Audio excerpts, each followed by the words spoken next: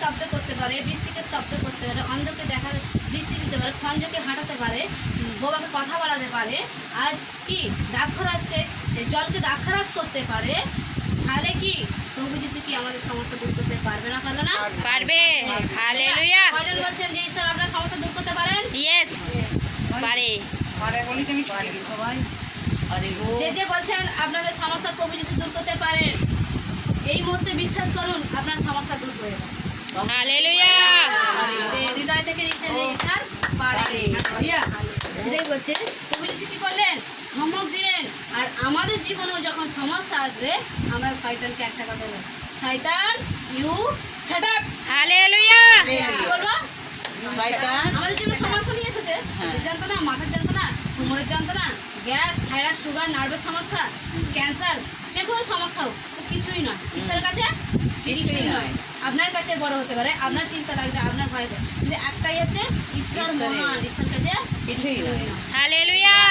বলেছে মার্কের 11 বয়সে যেখানে পর্বতকে বলবেন বিশ্বাসে উপরে যেতে, উপরে যাবে। হালেলুয়া। পর্বত বলতে কি? রোগের কথা বলেছে, হ্যাঁ। পর্বত দিয়ে বুঝিয়ে গেছে, তাই তো? সেটাই বলছে আপনার জীবনে সমস্যা হলে আপনি কি ভয় পাবেন? একটাই কথাই, শয়তান ইউ শাট আপ। বলুন একবার, শয়তান ইউ শাট আপ। বলুন আস্তে আস্তে বললাম, এমন কিছু কথা হবে শয়তান দূরে চলে যাবে। হালেলুয়া। You shut up. তুমি স্তব্ধ হও, আউট, আমার ছেড়ে চলে যাও, তোমার অধিকার নেই। আমি প্রভু যিশুর কাছে মত হয়েছি, ঈশ্বরকে আমি চিনি, ঈশ্বরকে বিশ্বাস করি, উনি আমার উদ্ধারকর্তা, উনি আমার পরিত্রাণ, উনি আমার জন্য খুঁজে গেছেন, এই সমস্যায় কিছু নেই। হালেলুয়া। ঈশ্বরের প্রশংসা প্রভু যিশু নামে। সেটাই বলছে যে ধমক দিলেন। আজ আমরা ধমক দিতে পারবো তো? হ্যাঁ। দিতে পারবো তো? আপনি আরেকবার বলুন, মনে আছে। তাই তো? যিশু নামে দূর করুন। হালেলুয়া। হালেলুয়া। দূর হবে না? হবে না? হবে। সেটাই বলছে যে আমরা কি করবো?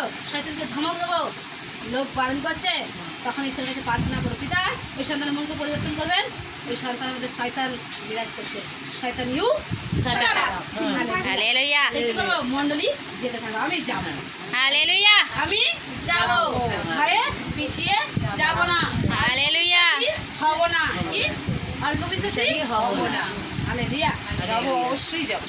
বলছে আর সেই ব্যক্তির আশ্চর্য জ্ঞান করিয়া কহিলেন, ইনি কেমন লোক, বায়ু ও সমুদ্র যে ইহার একদম, মানে কি বলছে যে তার শিষ্যরা যখন দেখলো প্রভু যীশু ধমক দিলেন ঝড় বৃষ্টিকে, থেমে গেল, তখনই কি আছে? আশ্চর্য হয়ে গেল। হালেলুয়া। হালেলুয়া। যে ইনি কেমন লোক যে বায়ু সমুদ্র ধমক দিতে থেমে গেল। আপনি আপনার কষ্ট নিয়ে, সমস্যা নিয়ে, ক্যান্সার নিয়ে, সুগার নিয়ে, থাইরয়েড নিয়ে উপস্থিত হয়েছেন, আপনি হাঁটতে পারছেন না, আপনার কষ্ট নিয়ে, যন্ত্রণা নিয়ে কি হচ্ছে? বিজনেস সহ্য হচ্ছেন, আজ কি করছেন?